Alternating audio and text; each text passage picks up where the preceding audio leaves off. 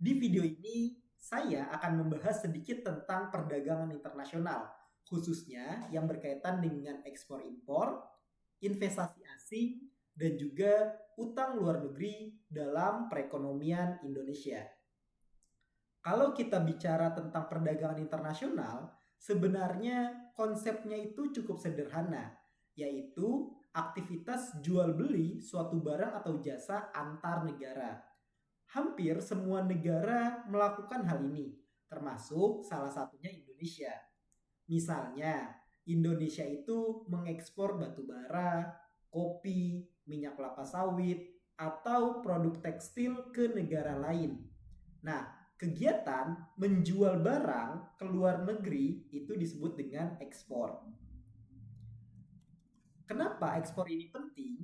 Karena ekspor bisa menambah pendapatan negara atau disebut dengan devisa, membuka lapangan pekerjaan, membantu pertumbuhan ekonomi. Semakin banyak produk Indonesia yang laku di luar negeri, tentu dampaknya juga bagus bagi ekonomi nasional.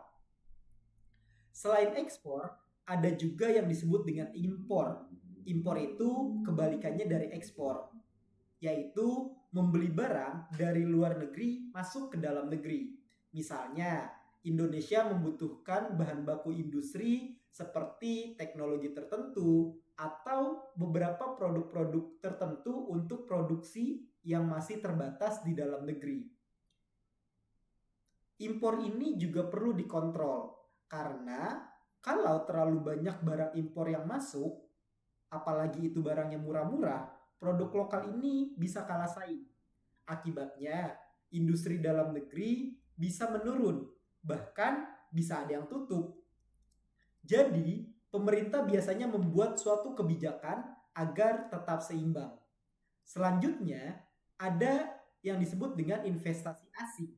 Menurut saya, investasi asing itu penting karena bisa membantu negara berkembang seperti Indonesia. Ketika investor luar masuk, mereka membawa modal, teknologi, bahkan membuka lapangan pekerjaan baru. Tapi di sisi lain, investasi asing ini juga tetap perlu harus diwaspadai atau perlu diawasi supaya tidak terlalu mendominasi atau merugikan kepentingan negara. Jadi harus ada aturan yang jelas agar manfaatnya tetap lebih besar untuk masyarakat Indonesia. Kemudian yang terakhir yaitu utang luar negeri. Sebenarnya utang itu tidak selalu buruk selama digunakan untuk hal-hal yang produktif. Misalnya membangun jalan, pendidikan, fasilitas kesehatan, atau proyek-proyek lain yang bisa meningkatkan perekonomian Indonesia. Yang jadi masalah adalah kalau utangnya itu terlalu besar, namun penggunaannya tidak efektif. Karena nanti bisa menjadi beban bagi negara di masa depan.